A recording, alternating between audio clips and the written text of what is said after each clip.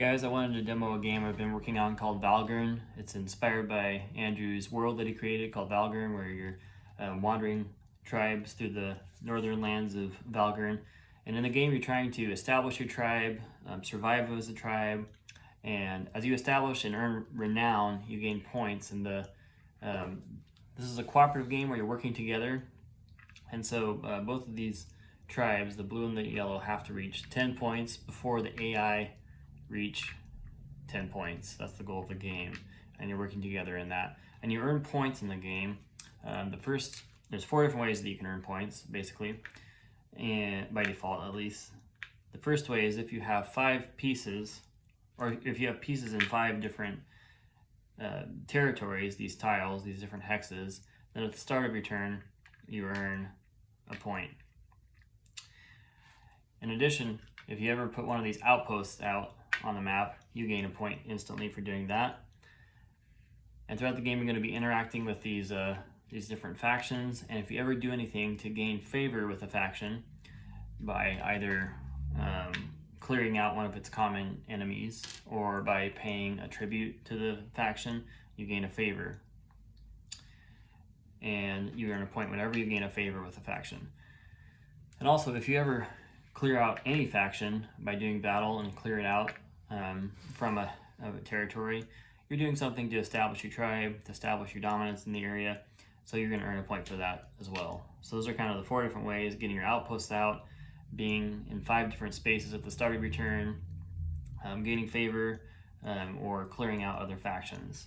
So you have kind of this tricky teeter-totter relationship with these factions, because you're wanting to gain favor with them, but you're also wanting to keep them at bay, and you can also earn points by attacking them.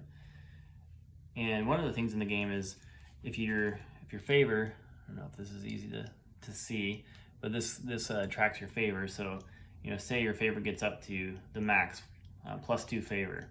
At that point, you're able to take these 3 cards and look through them, and these represent like different technologies, or there's quests.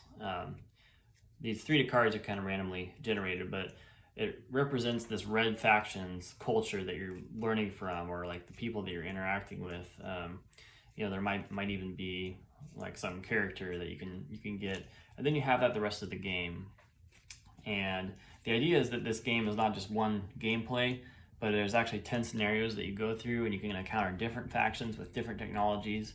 But as you go into new games, you're going to keep these with you, and so you're going to have these technologies to bring with you into new games, and will increase your tribal, your ability as a tribe. So that's kind of how the relationship with the faction works. The different factions work. That's how you play the game and win the game. Or it's how you earn victory points, at least.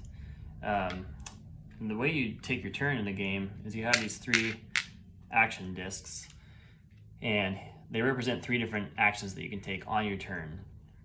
So if I wanted to move, I could choose that one, and then I'd move. The way move works is you move any or all of your pieces from one hex to an adjacent hex. So I can move here, or I can move here.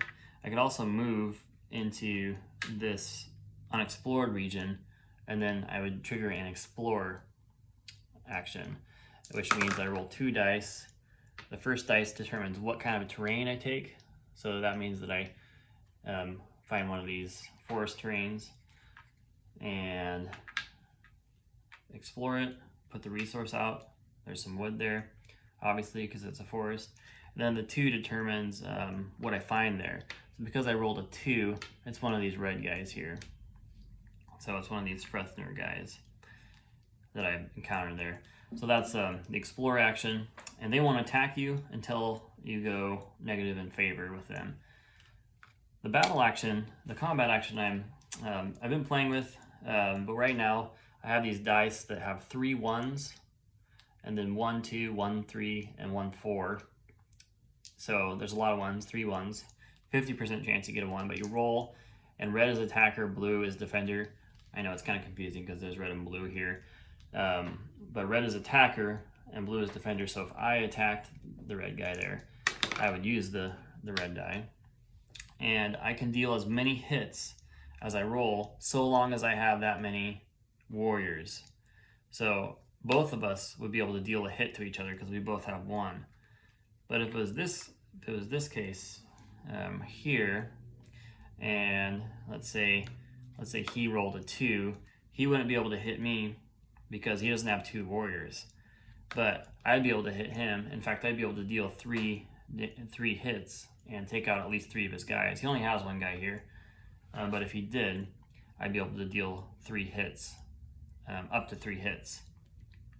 So that's kind of the way combat works. And the one other spin on it is that the attacker is able to reroll 1 time. So that's the advantage you have in attacking. You get 1 reroll, and you have to reroll both dice if you're going to reroll. So that's how combat works. There's also a work mechanic where you can produce the resource at the space that one of your guys are on, or else you can gather the resource once it's produced into your beast of burden here, and you can gather resources here. You can build, spending the resources you need to get a building out on the board, and the outposts that you build function as an extra warrior, and it actually makes it so that whenever you work in that area, you can work twice. So outposts are kind of give you an advantage. You can also recruit, spending a food to get an extra warrior out wherever you have an outpost. And then you can also pay tribute to these different factions. That's another way that you can gain favor with the factions.